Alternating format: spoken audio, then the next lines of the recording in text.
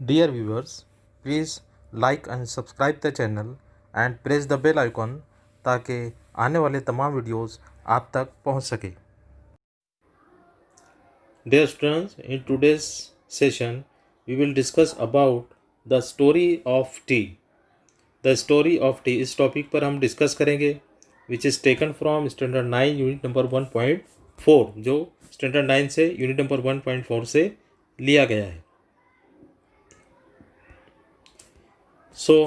पहले हम इस टॉपिक को समझने की कोशिश करते हैं कि इस सबक में राइटर ने क्या बयान किया है। द स्टोरी ऑफ टी यानी चाय की कहानी। इस सबक में दुनिया में सबसे ज़्यादा पसंद की जाने वाली चाय की तारीख़ और उसकी मुख्तलिफ़ किस्मों के बारे में मालूमात दी गई है। इल्म नबातात चाय को कैमेलिया सिनेंसिस के नाम से जाना जाता है।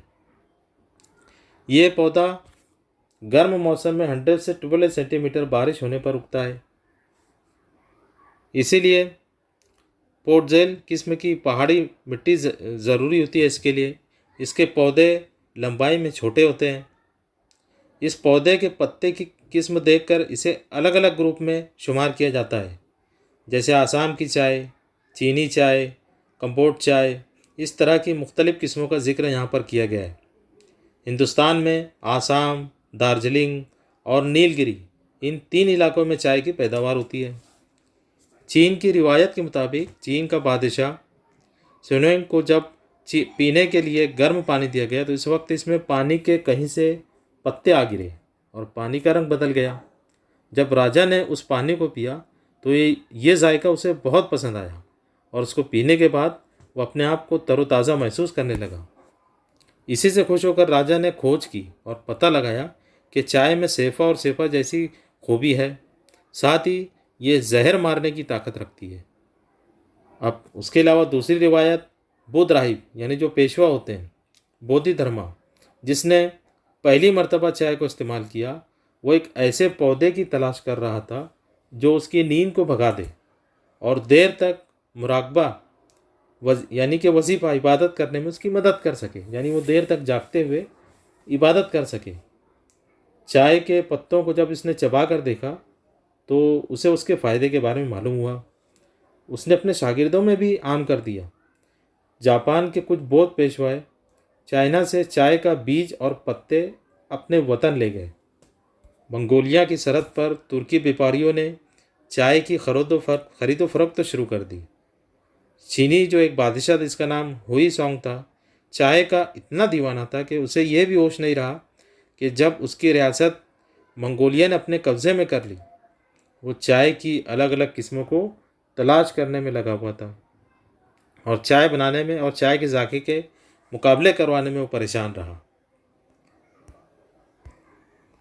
इस तरह यूरोप, इंग्लैंड, जापान और दीगर मुल्कों में चाय पीने का रिवाज आम हो गया। हिंदुस्तान की चाय तारीख़ कुछ इस तरह है कि इसे बरसों से दवाई का पौधा माना गया। 1770 में सना ईस्वी 1770 में ईस्ट इंडिया कंपनी भूटान और आसाम में चाय उगाने की नाकाम कोशिश की। जिस वक्त इंडिया पर अंग्रेज़ों का राज था, उस दौरान जो है आसाम और भूटान में चाय उगाने की कोशिश की लेकिन वो नाकाम हुए। चाय को पसंद करने वालों का दावा है कि कैंसर और बीपी जैसे बीमारियों को ये रोकती है। हमारे जिस्म से खारिज होने वाली कीमियाई चीज़ें जो हमारे जिस्म को नुकसान पहुंचाती है, उनकी रोकथाम लोगों ने टी कुल्लू बनाया हुआ है, जहां पर हर हफ्ता चाय पीने का जश्न मनाया जाता है। कोरिया में भी ख़ास मौके पर चाय पीने का जश्न होता है। हिंदुस्तान में हर घर में चाय पी जाती है। बरसात में अदरक वाली चाय, इलायची वाली चाय, लौंग वाली चाय को पसंद किया जाता है। सुबह और शाम में खाना खाने के बाद चाय पीने का आम रिवाज है। तो इस तरीके से इस टॉपिक में जो है जो राइटर है उसने चाय की तारीख़ और उसकी जो खुसूसियात है उसको बयान किया है। अब हम इसमें दी गई एक्टिविटीज़ को समझते हैं। याद रखिए जिस वक्त हम एक्टिविटी समझ रहे हैं, आप अपनी नोटबुक सामने रखिए और एक्टिविटी को समझते चलिए और तमाम सेशन मुकम्मल होने के बाद जो है उन एक्टिविटीज़ को जो आपकी टेक्स्ट बुक में दी हुई है आपको नोट डाउन करना है और उसको लिखने की कोशिश करना है जो गाइडेंस आपको यहाँ पर दी जा रहा है उसकी मदद से। अब यहाँ पर जो पहली एक्टिविटी है वो है list all the names of geographical places mention in the passage. इस टॉपिक में जितने भी जोग्राफिकल प्लेसेस के नाम हैं, यानी जोग्राफिया जगहों के नाम हैं, उसको हमें नोट डाउन करना है, उसे लिखना है। Make smaller words using the letter in the given words at least 5 words each. यहाँ पर जो अल्फाज दिए हुए हैं, इन अल्फाज में से जो अल्फ़ाबेट दिए हुए, लेटर्स दिए हुए, उनका यूज़ करते हुए हमें छोटे छोटे अलग अलग अल्फाज बनाने। जैसे यहाँ पर दिया हुआ है एक्चुअली, अब यहाँ पर हम बनाएं एक्ट, एक वर्ड बन गया। एक्चुअल दूसरा वर्ड बन गया। एलॉय एक तीसरा वर्ड बना। इस तरीके से हर एक वर्ड से हमें अलग अलग छोटे छोटे अल्फाज बनाने हैं, लेकिन ज़रूरी है कि इन अल्फाज में कम से कम 3 लेटर्स का इस्तेमाल होना चाहिए। याद रखिए, ये एक्टिविटी शीट में आपको पूछी जाती है। From the passage copy correctly any 3 sentences that begin with how. ऐसे 3 सेंटेंसेस हमें कॉपी करना है, लिखना है अपनी नोटबुक में इस पैसेज में से जो हाउ से शुरू होते हैं। Find the meaning of the following from a good dictionary. अब यहाँ पर कुछ अल्फाज दिए हुए हैं जिसके मीनिंग हमें लिखने हैं अपनी मदर टंग में, मादरी ज़बान में, और ये हम डिक्शनरी के थ्रू फाइंड आउट कर सकते हैं। Now list the words related to agriculture chemistry from the passage. Agriculture और केमिस्ट्री से जुड़े हुए अल्फाज जो इस पैसेज में आए, जैसे एग्रीकल्चर यानी ज़राअत। अब ज़राअत से रिलेटेड जितने भी वर्ड्स आए है ना, जैसे हम कहते हैं फार्म, फार्मर, ये तमाम वर्ड्स जो हैं, तो वो हमें इस पैसेज में जो अल्फाज आए हैं वो हमें नोट डाउन करना है, जिसका ताल्लुक एग्रीकल्चर या केमिस्ट्री से है। Now complete the following sentences with the help of the passage. Incomplete sentences दिए हुए हैं, इन सेंटेंसेस को हमको कंप्लीट करना है बाय रीडिंग द पैसेज। तो उसके लिए आपको यहाँ पर सेंटेंस पढ़ना रहेगा और उसके बाद पैसेज पढ़कर उसमें जहाँ पर ये जो लाइन आई है उसको, उस लाइन में जो अल्फाज यहाँ मिसिंग है उसका इस्तेमाल करते हुए सेंटेंसेस को कंप्लीट करना है। Now prepare a flow chart to show the growth and journey of the tea from the plantation to our homes. Use the information from the lesson. यहाँ पर एक फ्लो चार्ट बनाना है स्टेप बाय स्टेप, और उसके लिए हम जो है इस टेक्स्ट की जो दिया हुआ है उसकी मदद से हम इसको कंप्लीट कर सकते हैं। याद रखिए, फ्लो चार्ट भी जो एक एक्टिविटी होती है जो राइटिंग स्किल में पूछी जाती है। Now next is from the passage find all the words or pairs of words that begin with tea. Example tea pot, tea plant.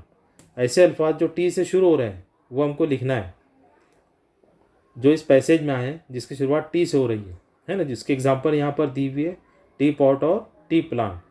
ये जो अल्फाज होते हैं जो दो अलग अलग अल्फाज से मिलकर एक लफ्ज़ बनता है और जो कोई तीसरा मानी देता है उसको कहते हैं कंपाउंड वर्ड, है ना। यहाँ पर वही चीज़ बताई गई कि जब दो अल्फाज से मिलकर एक नया लफ्ज़ बन जाता है तो ऐसे लफ्ज़ों को कहते हैं कंपाउंड वर्ड। ऐसे बहुत सारे वर्ड हैं, जैसे यहाँ दिया हुआ T making, T pot, T club. तो ऐसे और भी अल्फाज जो है वो हमको यहाँ पर राइट डाउन करना है। Now sometimes the form of a verb in a sentence names the action but does not change according to tense, है ना। कुछ ऐसे जो लफ्ज़ होते हैं, जो वर्ब होते हैं, जो किसी सेंटेंस में एक्शन का काम करते हैं but does not change the according to tense, लेकिन वो टेंस के मुताबिक उसमें कोई तब्दीली नहीं होती है। Such a form is known as a non finite form.